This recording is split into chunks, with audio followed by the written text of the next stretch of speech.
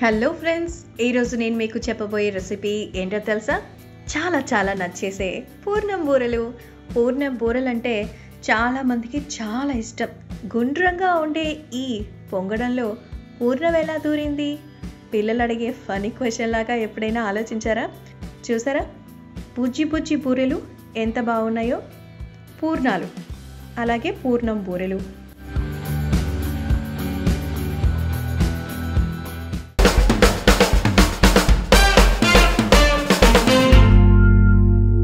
ఒక కప్ మినపప్పు, అలాగే 1.5 కప్పు బియ్యం తీసుకోవాలి.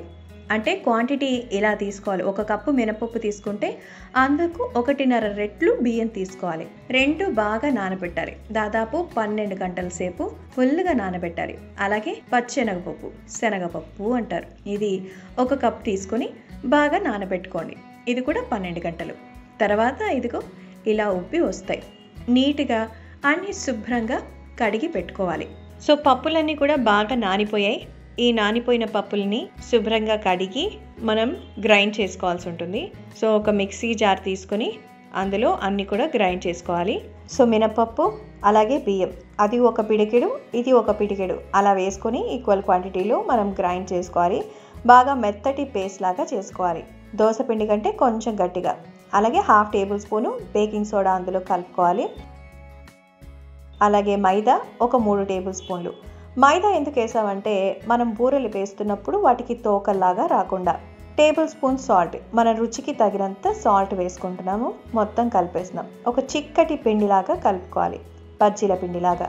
మీకు దీనికి ఒక చిట్కా ఏంటి, పిండి కరెక్ట్గా ఉందా లేదా అంటే, ఇలా మంచినీళ్ళు ఒక గిన్నెలో పోసుకొని, చూసారు కదా పిండి అలాగే చేతితో మనం తీసుకోవచ్చు.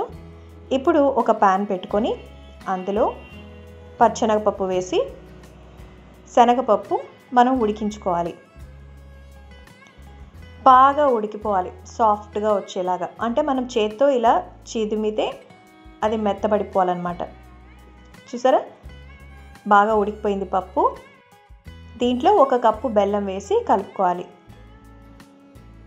అంటే అది బాగా మెత్తబడేలాగా మనం మిక్స్ చేసుకోవాలి. గరిటతో అలా అనుకుంటూ ఉండండి.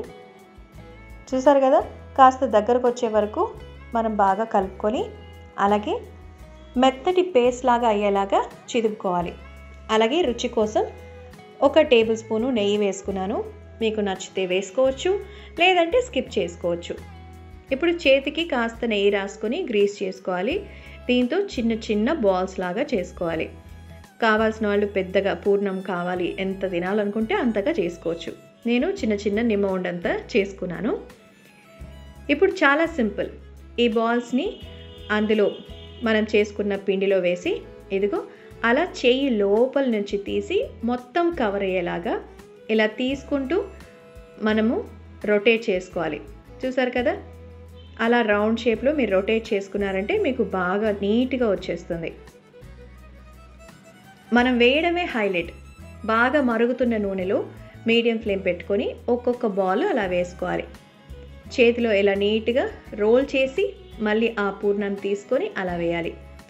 చూసారు కదా, ఎక్కడ తోకలు అనేవి ఫామ్ కాకుండా బుడ్డ బుడ్డగా బుజ్జి బుజ్జిగా వచ్చిన పూర్ణం బూరెలు ఎంత బాగా పొంగుతూ మంచిగా వచ్చాయో.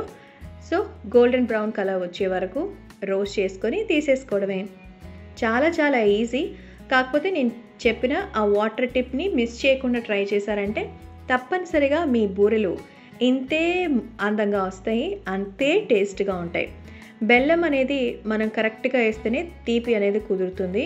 కొంతమందికి ఎక్కువ కావాలన్నా వేసుకోవచ్చు. మరి పండగప్పుడు పూర్ణం బూరెలు లేకపోతే ఎలా చెప్పు కదా.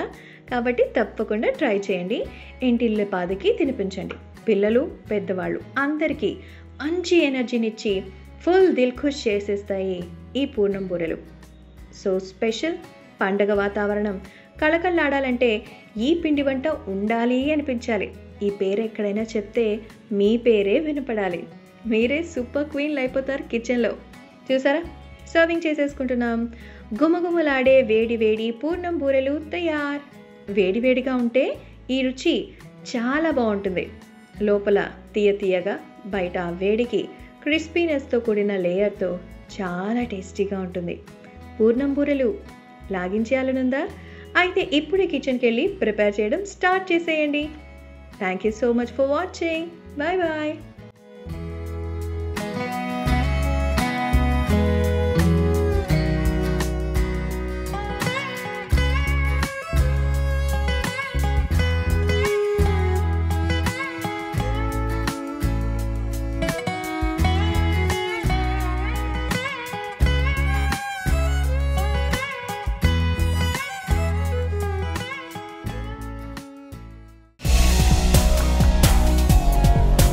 ఇలాంటి మరెన్నో ఇంట్రెస్టింగ్ వీడియోస్ కోసం మా ఛానల్ని సబ్స్క్రైబ్ చేయండి.